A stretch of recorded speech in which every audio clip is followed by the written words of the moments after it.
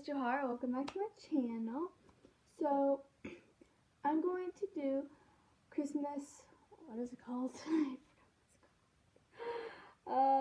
Christmas scenario book tag. So basically, pick like 5 books, then I'll go to, there's like 10 scenarios, 2 scenarios for each book, and I basically open the book to a random page, and the first name I see, that's the scenario for that character goes with that scenario. Let's just jump into it and you kind of see where I'm going with this. I did another video similar to this, the like zombie apocalypse book tag. So it was basically the same thing except like the scenarios was zombie apocalypse themed. These are Christmas themed. So yeah. So let's get started. The first scenario is the family member who brings the terrible fruitcake to every family dinner. Okay. So this is the book we're using for the first 2 scenarios. I grabbed the 3rd book from Sceniario trilogy because why not? So Allie. She's the one that doesn't fit at all for Allie's character because she's kind of a perfectionist. And she's not going to want to bring terrible fruitcake every time. One time, maybe, if she wants to experiment, because that is also a part of her personality. But if she realizes that the experiment went wrong, she would not do that again the next year. So, I swallowed my spit. Oh. I'm okay. Okay, moving on. So, yeah, that would not work for Allie because just no. Let's see if we get a character that might actually fit the next scenario, which is the family member who would peek at the presents beforehand.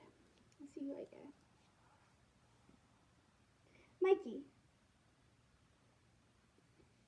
Actually, that fits. He's very impatient, and he's not going to want to wait for Christmas. He's going to be, he won't just, thing is with Mikey, he won't just peek. He'll tear up every single one and not care enough to put them back. I know that makes him sound like a jerk, and at the beginning he is, and he changes, but he's still very impatient, and he has that whole don't care attitude, and I still love him, and that fits. So, yay, we got one scenario that actually works. I'm gonna put this up, because I don't have anywhere else to put them here in this area. Okay, here was the next scenario. The character who always gives the worst gifts. And we're using the Effigies Trilogy, Book 3, Legacy of Light. Let's see what I get. Saul. He's the villain. What was this again? Always the worst gifts. Well, that kind of fits, because if he did get gifts, he would not care, and he'd just basically grab the first thing he sees and give it to them and be like, here, take it or leave it, kind of thing. But the thing is, he doesn't care enough to even give gifts, so he'll be the person that doesn't have any gifts, and he'll just sit there in the corner, all grumpy, wanting it to be over, because, yeah. Because he's a bad guy, and I don't like him, and he's mean. What's the next scenario? The person who knocks over the Christmas tree at least twice. Let's see who I get. Natalia. Well, when the book started, Natalia's already dead. She's mentioned a lot, though.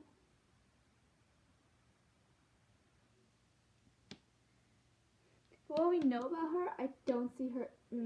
She doesn't just. She doesn't strike off as the clumsy person who would keep knocking down the Christmas tree or Christmas decorations or anything. That just doesn't speak Natalia to me. She's very, I don't know how to explain her, but the vibes she gives off from what I know about her, since technically she's dead, are like, she just I don't even know how to explain her. Like, she'd be a standoff person in this sort of gathering, and and if anything, she'd be the one that trips the person that keeps knocking off the Christmas tree. That I see her doing.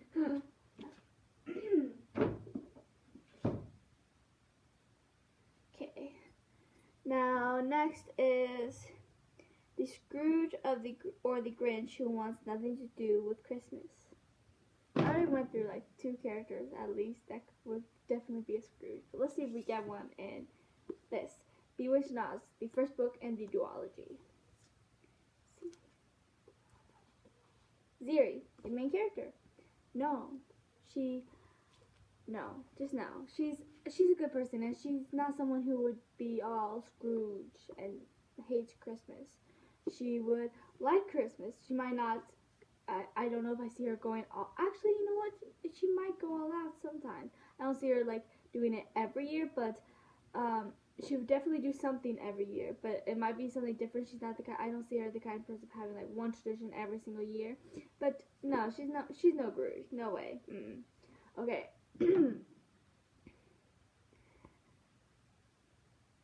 The Christmas.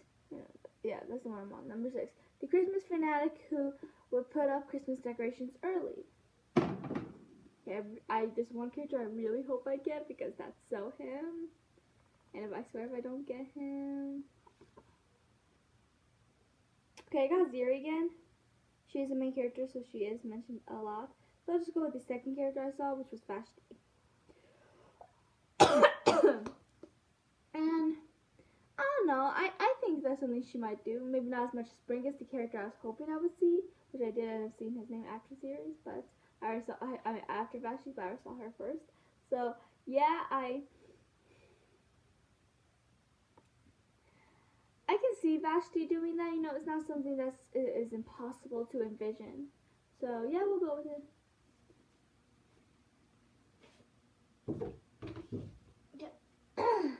Okay, what's next? The person who is trying to catch everyone under the mistletoe. So Nexus Warriors, the new prophecy, which is the second arc. Midnight, which is the first book of the second arc. And what was the question again? Or the scenario? The person who is trying to catch everyone under the mistletoe. Right, okay, let's see. Firestar. Nope. No. No, I don't see that happening. I mean, Firestar's the leader of the clan. He's sophisticated and he's put together, and I don't see him going all trying to catch everyone under the mistletoe and be like, kiss. No, I don't see it. Okay, what's next? I'm not getting good names for these, am I? The one person who always wears the ugly Christmas sweater. Tawny Pelt. I don't remember who Who's Tawny Pelt? I mean, I haven't read these books in a while. I don't remember Tawny Pelt. The characters that are most in this book, besides the ones that were in the first arc, are Leafpool, Squirrelflight, Brumclaw, and Crowfeather. Those are the characters I remember. Okay, I'm gonna go to the next character I saw. This might be cheating technically, but I don't remember Tawny Pelt. I don't remember if that scenario works for her. So I don't care if I'm cheating. It's my game. So the second name I saw, thankfully, was Squirrelpaw, which is not far from Tawny Pelt's name. I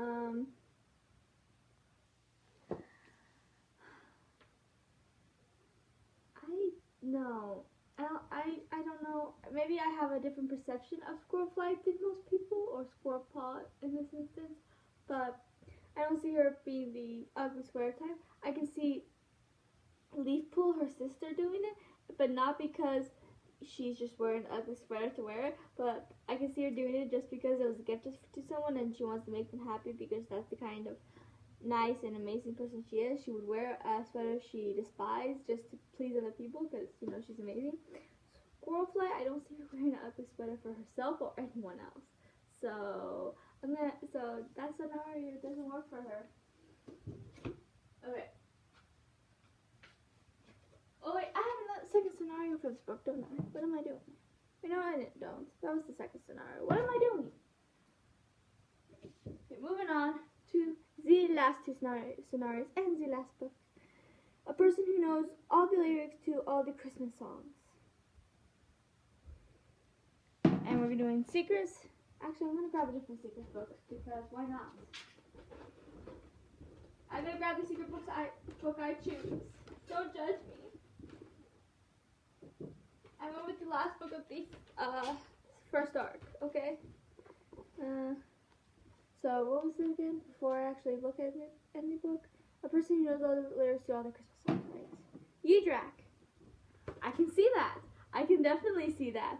He would definitely want to be singing along with all the Christmas songs, having a good old time, annoying the heck out of Tokolo. Lusa would join in, and then Kalik would not join in, but would kind of just watch them in amusement, because Kalik, there's nothing in this world could make anyone tell me otherwise that Kalik and Tokolo are not the stereotypical parents, just Kalik being motherly over them, protecting them, and Tokolo protecting them too, but more in a father gruff way, and is always annoyed at them. And I can so see Yidrak doing that, because Yidrak, that's such a Yidrak thing to do. Him and Lusa, they both do that. Next is the person who always burns the Christmas hams and have to order Chinese takeout. I don't see a name. I don't see a name. There has to be a name somewhere, you would think.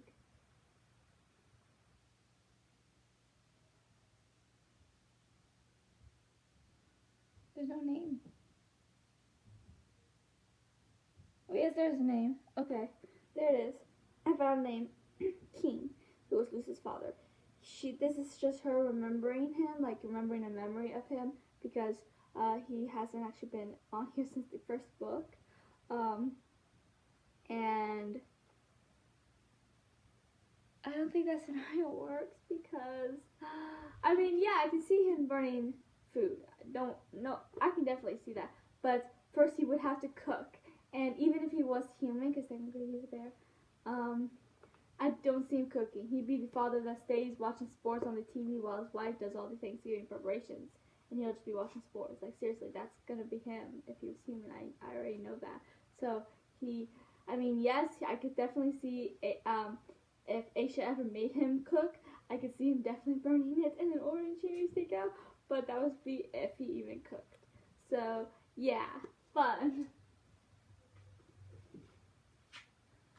So yeah, that was the Christmas scenario book tag. Yeah, I remembered. I had it with my phone. So please like and subscribe, and you can follow me on Twitter, Instagram, and Goodreads as Secret Books, just like my YouTube name here. And I will see you guys later.